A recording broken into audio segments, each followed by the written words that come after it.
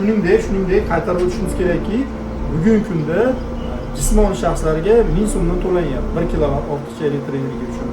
Bu teplovizer qurilmamiz bilan mana shu xotinlik stansiyamizdagi har xil termik jarayonlarni kuzatishimiz mumkin. Ya'ni kontaktlar qizyaptimi yoki qanaqadir bo'shash joylari invertorda normal qizishlarini ko'rishimiz mumkin. Qaysi qismimizda har xil qizishlar bor. Invertor qismimizda ham invertorlar qanaqa qizyapti yoki Elektrosetni o'zi bilan, ya'ni shartnoma tuziladi. Elektrosetdan, ya'ni ortiqcha elektr energiya shot faktura almashish orqali 800 so'mdan elektrni sotadi.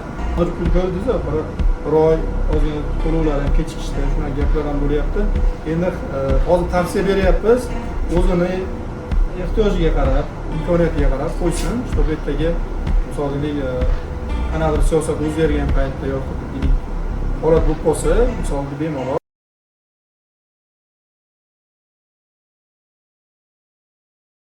Assalomu alaykum hurmatli obunachilar, biz kuzatib borayotganlar. Biz mana Andijon viloyati Asaka tumanidamiz. Bir akamizga 50 kilovatli quyosh panellarini qo'yib berganmiz. 50 kilovatli quyosh panel stansiyasi 10 grid sistemada qo'yib berganmiz. Bugungi kunda ishlab kelmoqda, daromad keltiryapti. Hozir bu akamizga naves ko'rinishida, o'zingizlar ko'rib turgandek, naves ko'rinishida Longi Haymo X10 modeli bilan, ya'ni Science 2 taraflamali modeli bilan 50 kilovatlik solar invertorlar bilan qo'yib berdik.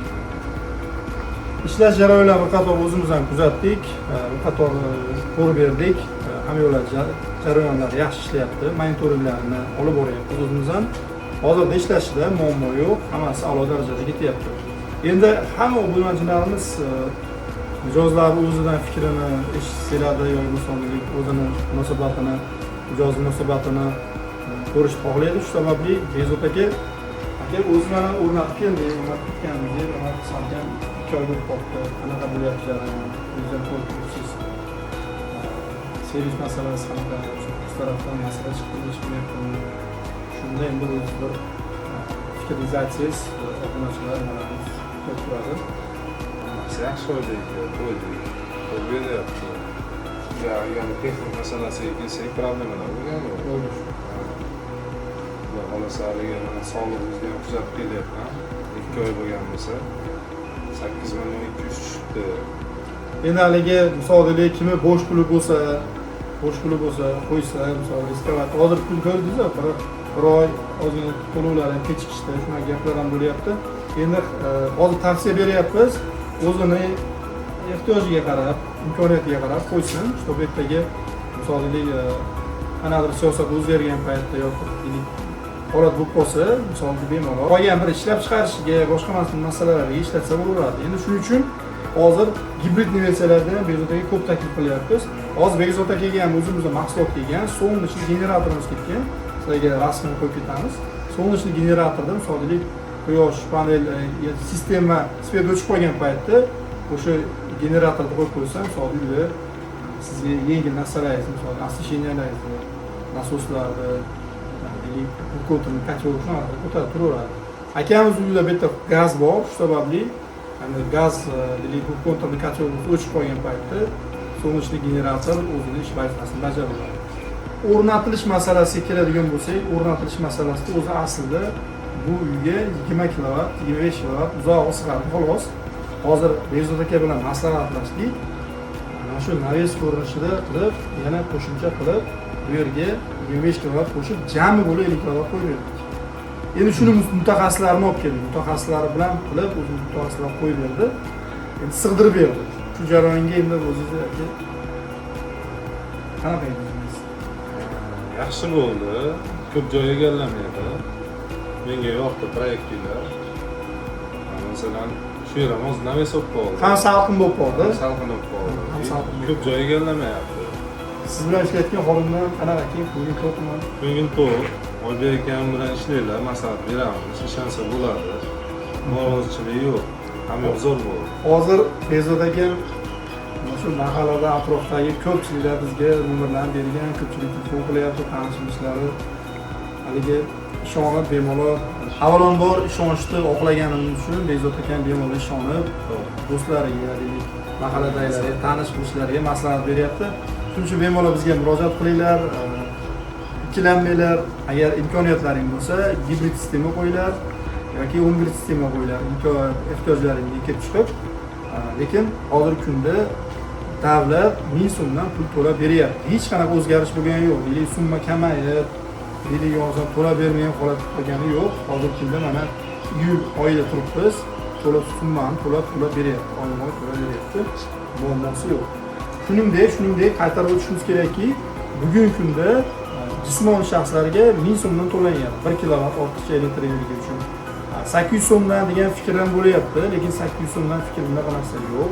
Bugungi kunda 880 so'mdan davlat yuridik shaxslardan sotib olyapti. Yuridik shaxslarda puli bilasizlar, bu subsidiya emas, elektrosetni o'zi bilan, ya'ni shartnoma tuziladi.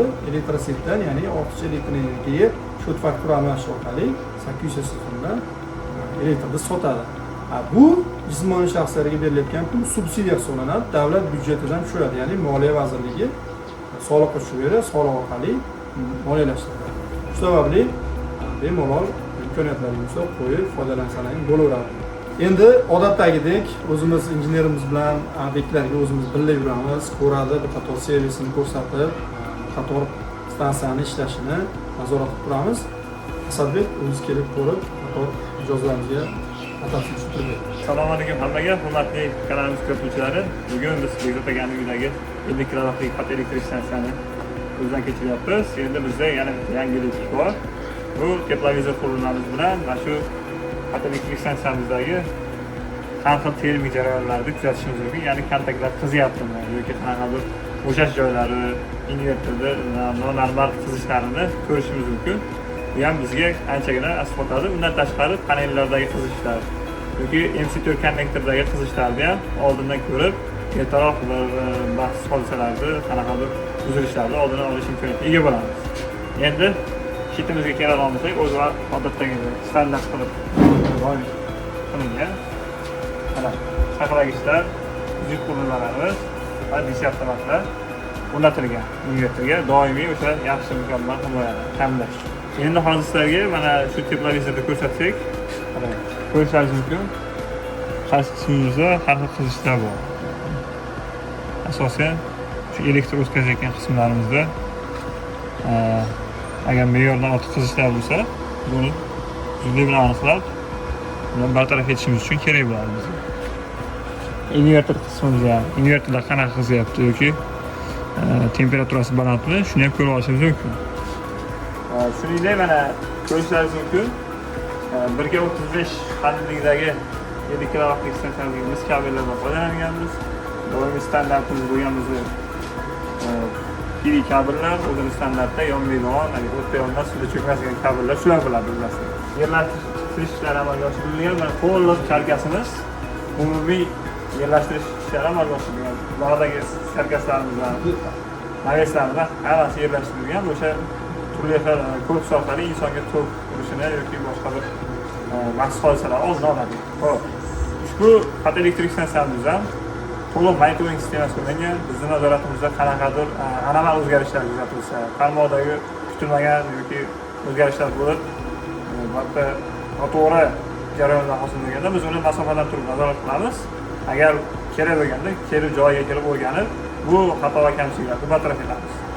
Shu kabi bizni foydali servis xizmatlarimizdan foydalanmoqchi bo'lsangiz, bizga murojaat qiling. Albatta sizga yordam beramiz. Agar sizga shunday sifatli xizmatlar kerak bo'lsa, bemalol bizga Solar Pro kompaniyasiga quyidagi raqamlarga telefon qilishlaringiz mumkin.